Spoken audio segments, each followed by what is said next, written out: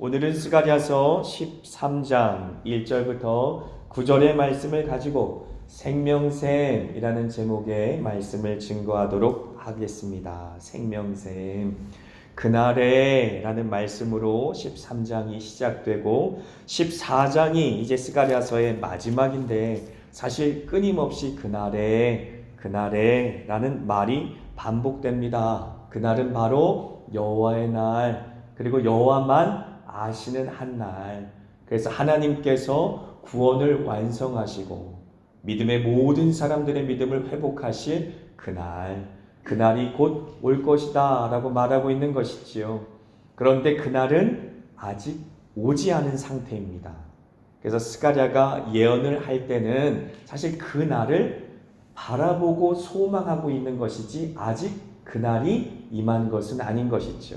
마치 우리가 예수 그리스도의 재림을 기다리고 있는 것처럼, 그래서 곧 오리라 라고 약속하셨고 그 주님께서 오시는 재림의 날, 그날이 반드시 올 것을 우리가 믿지만 아직은 오지 않았기 때문에 우리가 소망하며 바라보고 있지 않습니까? 그래서 스가랴가 이제 예언을 마무리하면서 13장, 14장에 걸쳐서 계속 그날에 그때에 여호와의 날에 여호와만 아는 한 날에 라고 말하며 예수님께서 오실 그날, 그리고 그 예수님의 초림, 첫 번째 오신만을 얘기하는 것이 아니라 예수님께서 다시 오셔서 완전하게 하나님의 구원을 이루실 그날까지 바라보며 여호와 대망, 하나님께서 이 땅 가운데 하나님의 아들을 보내주실 구원자가 임할 그날을 대망하며 소망하며 기다리고 있다라는 사실을 우리는 알 수가 있습니다. 그 얘기는 무엇인가? 아직은 척박한 환경 속에 살 수밖에 없다라고 하는 것이죠. 스가랴 선지자가 지금 예언하고 있는 그 순간까지는 이스라엘 백성들이 영적으로 굉장히 메마른 가뭄의 상태를 지날 수밖에 없다라는 사실을 우리는 알 수가 있는 것입니다. 그런데 우리가 다 살펴보았고 이미 말씀을 나누면서 묵상해 보았지만 도대체 왜 이스라엘 백성들은 그렇게 영적인 가뭄 상태를 만나게 되었는가라고 하는 것이죠. 이제 우리가 읽은 13장 1절부터 9절까지 말씀엔 그날에 여호와께서 정말로 생명샘처럼 예수 그리스도를 이 땅에 보내주셔서 우리에게 생명의 근원이 되는 여호와 하나님을 다시 만나고 또 하나님께서 복의 근원 되시기에 각종 만복을 우리에게 내려주실 터인데 그날이 되기 전까지 왜 이렇게 이스라엘 백성들은 메마른 영적인 가뭄의 상태를 견뎌야만 했나라는 사실 다시 한번 짚고 넘어갔으면 좋겠습니다. 그 사실에 대해서는 예레미야서 2장 13절에 분명하게 기록되어 있습니다. 같이 한번 읽겠습니다. 내 백성이 두 가지 악을 행하였나니 곧 그들이 생수의 근원되는 나를 버린 것과 스스로 웅덩이를 판 것인데 그것은 그물을 가두지 못할 터질 웅덩이들이라. 아멘. 두 가지 악을 이스라엘 백성들이 행하였다라고 말해요. 첫 번째 악은 바로 생수의 근원 되신 하나님을 버린 것이지요. 하나님께서 만복의 근원 되신 하나님이시지 않습니까? 생수라고 대표되고 있지만 생수는 광야에서 없으면 죽는 거죠. 삶과 생명과 직결되는 것이. 그래서 하나님과 끊어지면 바로 죽음을 맞을 수밖에 없는 것이지요. 그러니까 우리가 항상 예배를 시작하면서 만복의 근원 하나님 하고 찬송하지 않습니까? 우리가 얻을 수 있는 가장 좋은 축복이 모두 다 하나님께로부터 오는데 그 하나님을 이스라엘 백성이 스스로 버렸다라고 하는 이야기죠.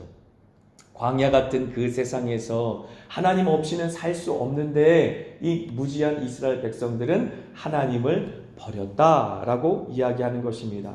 뿐만 아니라 스스로 웅덩이를 팠다. 하나님 필요 없습니다. 내가 내 힘으로 씩씩하게 살 거예요. 하나님이 이래라 저래라 말하는 거 이제 듣기 싫습니다. 하나님께서 끊임없이 내 삶의 주인이 되셔서 나의 삶을 주장하는 것도 이제 지겹습니다. 나는 내가 원하는 대로 살고 싶어요. 내가 원하는 대로 멋대로 살고 싶습니다. 라고 그렇게 마음 먹고 하나님을 버리고 스스로 자기 자신을 하나님처럼 하나님의 자리에서 왕 대신 하나님을 폐위시키고 자기 자신을 왕으로 등극시키는 그러한 것이 바로 죄의 본질이다라고 하는 것이지요. 하나님의 말씀도 싫고 하나님의 통치도 싫고 하나님의 간섭도 싫으니 이제는 내가 내 삶의 주인이 되겠다라고 자아 성취를 하면서 그렇게 내가 원하는 대로 마음껏 살고 싶어서 하나님을 버린 것, 그것이 바로 이스라엘 백성들의 죄악이었다라고 말하는 것이지요. 그래서 그 두 가지의 죄악 중에 하나님을 버린 것에 대해서 조금 더 살펴보면 예레미야서 2장 11절 말씀입니다. 같이 한번 읽겠습니다. 어느 나라가 그들의 신들을 신 아닌 것과 바꾼 일이 있느냐? 그러나 나의 백성은 그의 영광을 무익한 것과 바꾸었도다 라고 말하는 것이지요. 어떻게 신을, 하나님을, 살아계신 하나님을 하나님이 아닌 다른 우상들과 바꿀 수가 있느냐라고 되묻고 계시는 것이. 그런데 이스라엘 백성, 바로 나의 백성은 이라고 하나님이 고백하며 그의 영광을, 하나님의 임재, 그래서 하나님과 늘 동행하고 동거하였던 그 축복을 무익한 것과 바꿨다라고 하는 것이 내 마음대로 조정할 수 있는 우상과 살아계신 하나님을 맞바꿔버린 것이지요. 이 얼마나 통탄스러울 일입니까? 그런데 두 번째, 스스로 웅덩이를 팠다라는 얘기는 예레미야서 2장 18절에 좀 더 자세하게 설명하고 있습니다. 같이 읽겠습니다. 내가 시올의 물을 마시려고 애굽으로 가는 길에 있음은 어찌 됨이며 또 내가 그 강물을 마시려고 아수르로 가는 길에 있음은 어찌 됨이냐라고 말하는 것이죠. 애굽 그리고 아수르라고 말하는 그 강대국들, 번영한 도시를 사모하고 있는 것입니다. 나는 하나님 없이 살고 싶습니다. 시올의 물은 바로 애굽에 흐르는 나일강을 말하고 있는 것이고, 그리고 아수르의 그 강물은 이제 유브라데 강을 말하고 있지 않습니까? 그 강, 우리나라도 한강의 기적이라고 말하는데 이 전 세계의 큰 모든 4대 문명은 강을 통해 형성됐어요. 왜냐하면 강 주변에서 이제 먹고 살 모든 먹거리들이 나기 때문에 그렇죠. 농경사회도 강물 중심으로 이제 발전되었고, 그렇기 때문에 도시 문화도 강물 주변으로 발전이 되었습니다. 그래서 서울도 사실 한강이 있었기 때문에 이렇게 발전할 수 있었다라고 말하는 것처럼 애굽도 그렇고요, 아수르도 그렇고 이 강이 있었기 때문에 이제 이 나라들이 강대국으로 발전할 수 있었다라고 생각할 수 있어요. 하지만 여기서 시올이라고 하는 물과 그 강물은 하나님을 대신하여서 이스라엘 백성들이 스스로 판 터진 웅덩이를 말하고 있는 것입니다. 나는 하나님 없어도 돼요. 내가 애국과 좋은 관계를 맺고요, 또 아수르와 좋은 관계를 맺으면 내가 먹고 살 것은 든든합니다 라고 생각하였던 이스라엘 백성들의 잘못된 정치적인 우상, 그것을 말하고 있는 것이지요. 그리고 무엇보다 번영이 그들의 삶의 목적이 되어버린 것에 대해서 안타까워하고 있는 것입니다. 그들의 인생은 더 이상 여호와 하나님의 영광이 목적이 아니었었습니다. 오히려 그들의 삶의 목적은 번영이 목적이었죠. 그래서 미국에는 아주 이 복음주의와 그 어떻게 보면 이제 갈라져서 상반된 번영주의 신학이라는 것이 이제 한참 발전하고 있습니다. 혹시 들어보셨는지 모르지만 번영주의 신학 혹은 번영주의 이 복음이라고 말하는데 복음은 사실 아니죠. 말과 이제 그 맞지 않은 이제 단어이지만 번영 자체를 추구하는 그러한 교회들, 그런 목사들이 이제 어떻게 보면 굉장히 크게 위세를 떨치고 있어요. 그래서 우리나라에도 번역된 책이 있는데 조엘 오스틴이라고 하는 목사님 혹시 아십니까? 그래서 조엘 오스틴 목사가 무슨 책을 썼냐면 긍정의 힘이라는 책을 썼어요. 긍정의 힘이 한참 우리나라에도 유행이었고, 그리고 또 잘 되는 나라는 책도 썼습니다. 그래서 많은 한국에 있는 그리스도인들 역시도 그 책을 읽었는데, 그게 문제가 뭐냐면 이 번영주의 쪽에 빠져 있는 사람들은 하나님께서 모든 믿는 사람들의 인생 가운데 경제적인, 재정적인 축복을 주길 원한다. 그래서 재정적인 축복, 건강의 축복, 그리고 삶의 풍요로움이 하나님께서 우리에게 약속하신 것이다 라고 가르칩니다.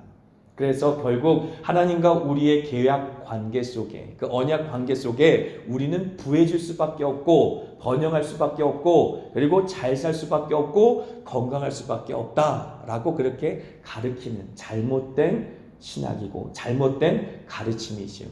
이러한 부분, 많은 부분이 한국교회에 영향을 미칠 수 있었던 것은 한국교회 기복주의 신앙과 너무나 잘 맞닥뜨려 떨어졌기 때문에 그래요. 그래서 기복주의라고 말하는 것은, 기복이라는 것은 사실 나쁜 말이 아닙니다. 복을 구한다라는 뜻인데 복을 구하는 건 당연한 것이지요. 만복의 근원 되시는 하나님 앞에 나아가 우리가 이 땅 가운데 필요한 모든 축복을 구하는 것은 당연한 것입니다. 우리가 하나님의 자녀로서 당연한 권리이기도 합니다. 하지만 모든 신앙의 목적과 중심이 기복, 복을 얻는 것에 초점이 맞춰지면 안 된다라고 하는 것이지요.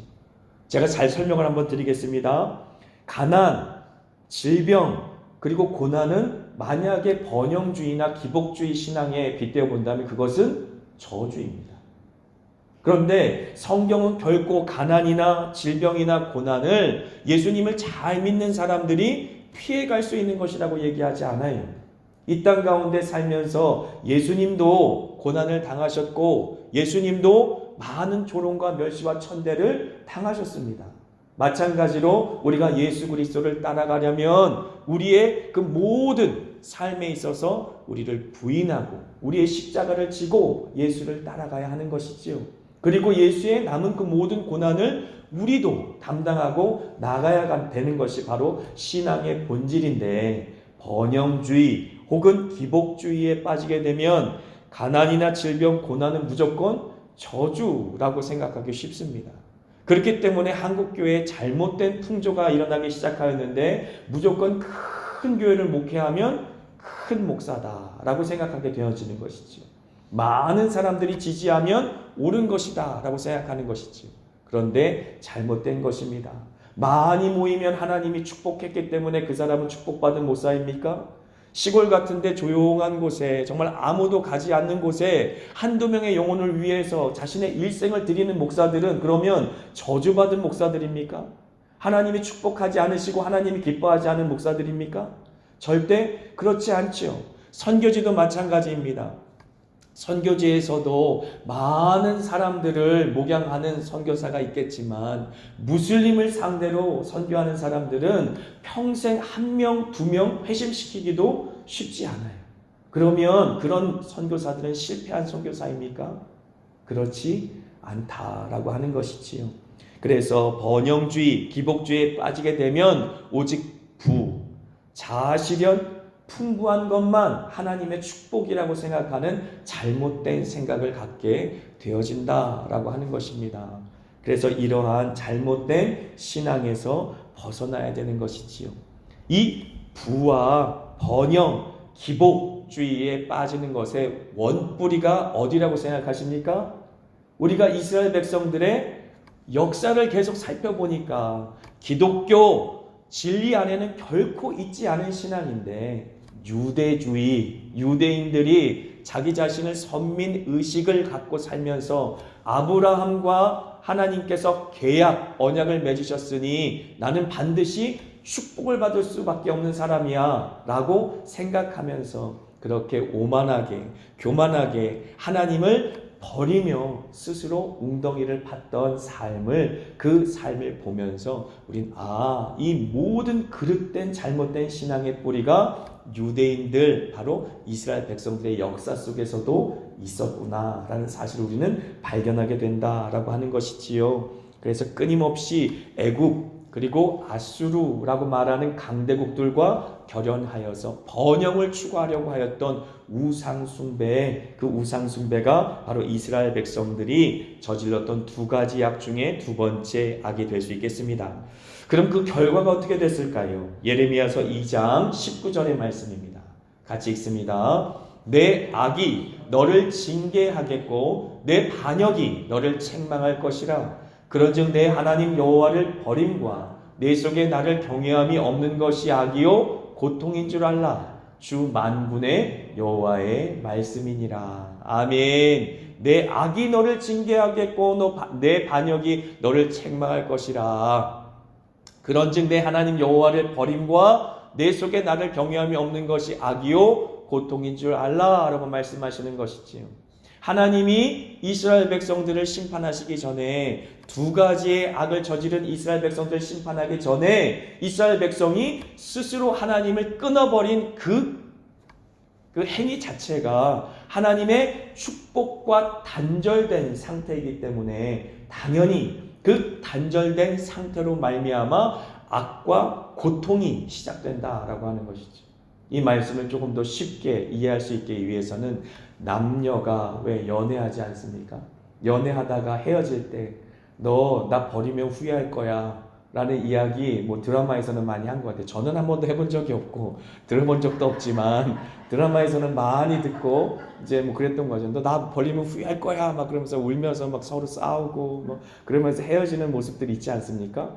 그런데 보세요. 복의 근원인 하나님을 버리는 순간 자체부터 그때부터 이스라엘 백성들의 고통은 시작된 거다라고 하는 것이지요.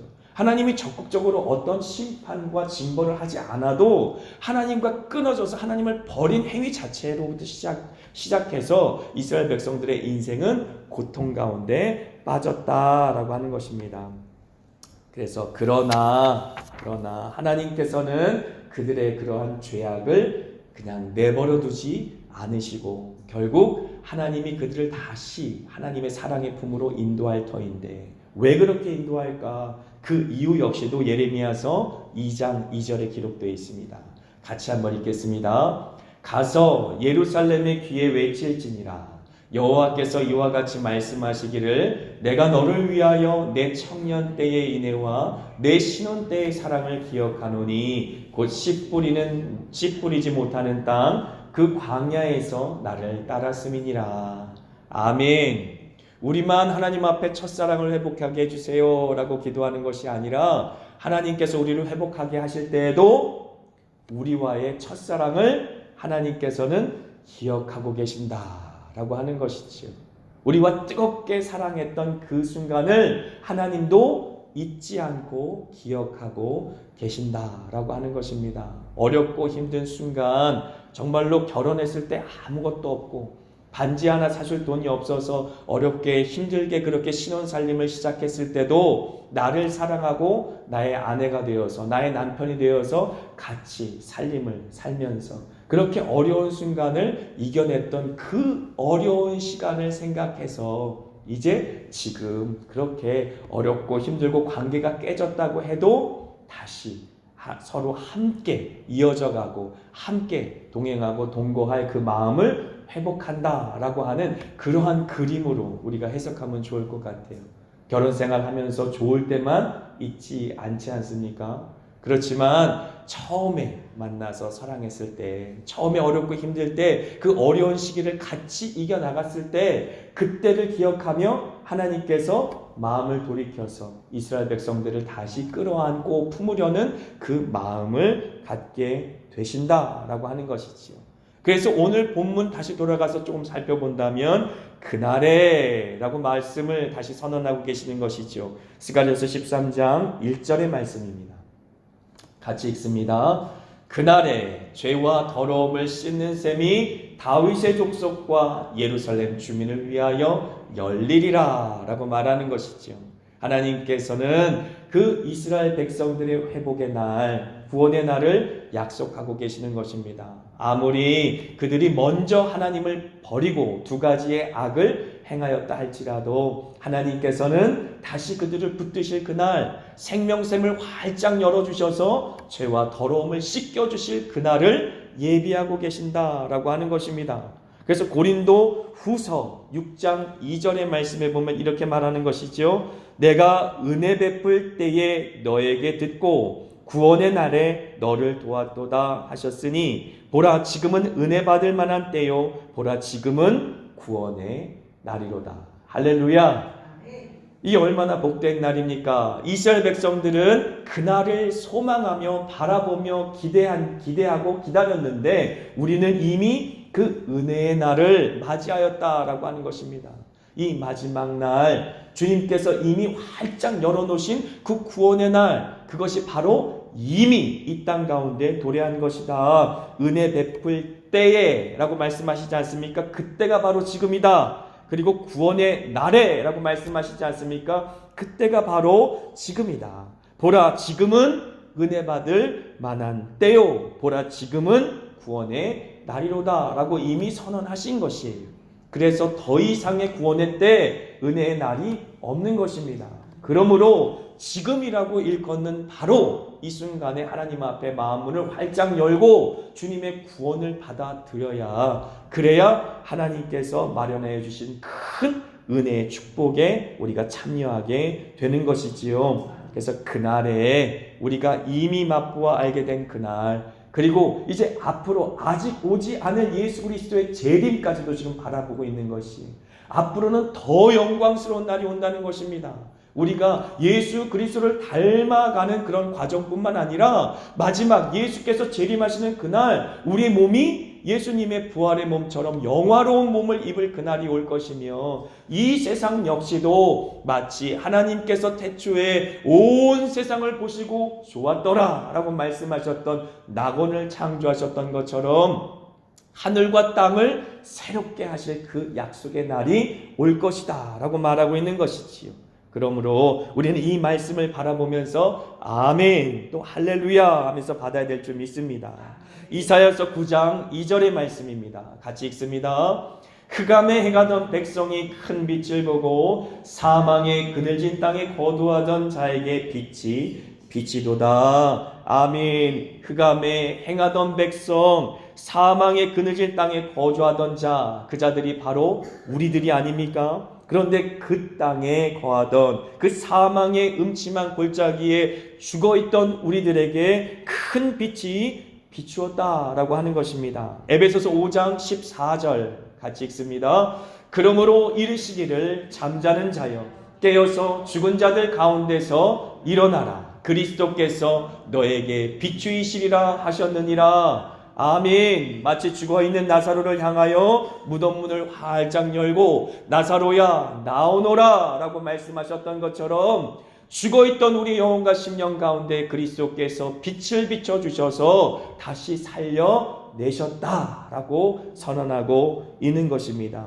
이사야서 9장 6절에서 7절 같이 읽습니다. 이는 한 아기가 우리에게 낳고 한 아들을 우리에게 주신 바 되었는데 다윗의 왕자와 그의 나라에 군림하여 그 나라를 굳게 세우고 지금 이후로 영원히 정의와 공의로 그것을 보존하실 것이라. 만군의 여호와의 열심히 이를 이루시리라. 아멘. 아멘. 한 아기가 우리에게서 낳고 한 아들을 우리에게 주신 바 되었는데, 이미 예수 그리스도께서 이 땅 가운데 하나님의 아들이 그 본체를, 하나님에 대한 본체를 버리시고 이 땅 가운데 인간의 몸으로 마치 종의 형상으로 이 땅 가운데 오셔서 모든 왕권을 회복하시고 그의 통치를 회복하셔서 하나님의 나라를 굳게 세우시는 그런 역사가 이 땅 가운데 이루어졌다. 만군의 여호와의 열심으로 그 모든 하나님의 나라를 이 땅 가운데 온전히 세우셨다라고 하시는 것이지요. 그래서 요한계시록 7장 15절부터 17절까지는 이렇게 말씀하고 있는 것입니다. 같이 읽습니다. 보좌에 앉으시니가 그들 위에 장막을 치시리니 그들이 다시는 줄이지도 아니하며 목마르지도 아니하고 해나 아무 뜨거운 기운에 상하지도 아니하리니. 16절이요. 이는 보좌 가운데에 계신 어린 양이 그들의 목자가 되사 생명수 샘으로 인도하시고 하나님께서 그들의 눈에서 모든 눈물을 씻어 주실 것임이라. 아멘. 아멘. 하나님께서 이 땅 가운데 임재하셔서 장막을 펴셨다라고 말씀하고 계시는 것입니다. 마치 이스라엘 백성들이 광야 생활할 때, 그들이 행진할 때마다 성막을 핀 것처럼 하나님께서 이 땅 가운데 스스로 그의 몸이 성전되어 그 몸을 찢으셨지 않습니까? 그로 말미암아 우리가 예수 그리스도 안에 구속하게 되어진 것이지요. 그래서 제가 일전에 주일날도 설명을 드렸지만 그 전에 성전 중심의 신앙이라고 하였다면 성전과 성도가 하나 되는 신앙이 가능할 수 있도록 주님께서는 주님의 몸을 가르시고 주님 안으로 우리를 초대하셨다라고 하는 것입니다. 성령 되신 예수 그리스도께서 자신의 몸을 찢으사 하나님과 우리 사이의 모든 막힌 담을 허무시고 이제 예수 그리스도를 통하여 하나님께로 나아갈 수 있도록 그렇게 우리를 하나님의 성전 삼으셨다. 그래서 성전과 성도가 온전히 하나 된 그러한 신앙, 그리하여서 너희 몸이 성령이 거하시는 거룩한 성전이다 라는 말씀이 이루어지는 그러한 놀라운 축복이 우리에게 임한 것입니다. 할렐루야. 아멘. 그래서 성전과 성도가 온전히 하나 되는 놀라운 역사, 보좌에 앉으신 이가 그들 위에 장막을 치시리니 라는 그 말씀 자체가 얼마나 위로가 됩니까? 주님께서 이 땅 가운데 임하시사 마치 그 품에 우리를 안아주심처럼 이제 더 이상 우리를 고아처럼 내버려 두지 아니하시고 주님께서 장막을 펼쳐서 우리를 품어주신다라고 하는 것입니다.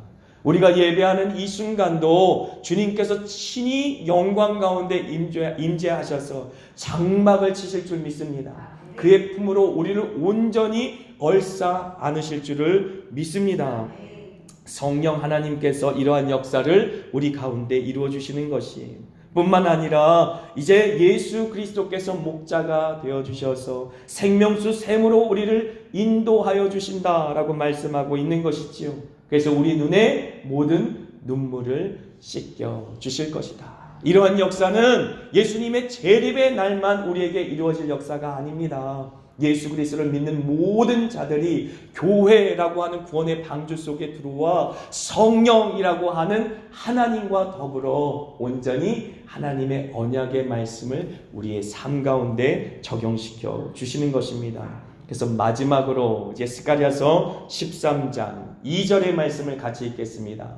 만군의 여호와가 말하노라. 그날에 내가 우상의 이름을 이 땅에서 끊어서 기억도 되지 못하게 할 것이며 거짓 선지자와 더러운 귀신을 이 땅에서 떠나게 할 것이라. 할렐루야. 아멘. 자, 우상 보십시오. 우상은 이스라엘 백성들이 하나님과 바꿔버린 대상이에요. 그리고 거짓 선지자는 참 선지자와 바꿔버린 대상입니다. 그렇다면 더러운 귀신은 무엇입니까? 성령과 바꿔버린 대상이죠. 너무나도 무서운 말인 것이죠. 이스라엘 백성들은 하나님 앞에 제사를 멈춘 적이 없다라고 말했어요. 그런데 하나님께서는 그들에게 제사를 받으신 적이 없다라고 말씀하고 계시는 것입니다. 하나님께 예배드려야 될 하나님의 백성들이 하나님을 예배하지 않고 우상과 하나님을 바꿔버렸고 하나님께서 말씀을 전하도록 보내신 참 선지자와 거짓 선지자를 바꿔버렸고 하나님이 그들의 마음과 심령 가운데 부어주시는 성령과 더러운 귀신과 바꿔버렸다라고 하는 것이지. 하지만 그날에 하나님께서는 우상을, 거짓 선지자를, 그리고 더러운 귀신을 이 땅에서 떠나가게 할 것이다. 아멘. 이제 기도하실 때도 믿음으로 선포하십시오. 하나님의 이 언약의 말씀을 믿고 선포하십시오. 하나님, 우리가 주님의 언약의 말씀을 붙들고 나갑니다. 생명샘 되신 예수 그리스도께서 내 마음과 심령 가운데 활짝 그 생명샘을 열어주시고 그래서 우상과 거짓된 모든 예언과 더러운 영들이 떠나가게 주시옵시고 우리 가정 가운데 생명의 삶을 활짝 열어주시옵시고 그리고 이 나라 이 백성 가운데 주님의 생명샘이 활짝 열어주셔서 더러움과 죄악을 씻는 그 샘으로 말미암아 우리의 모든 죄가 씻김 받고 하나님 앞에 거룩한 모습으로 즐거이 찬송하며 헌신하는 그러한 역사들이 우리 한마음교회 이 조국 대한민국 땅에 그리고 우리 가정마다 이루어지기를 기도하시는 시간 되었으면 좋겠습니다. 아멘.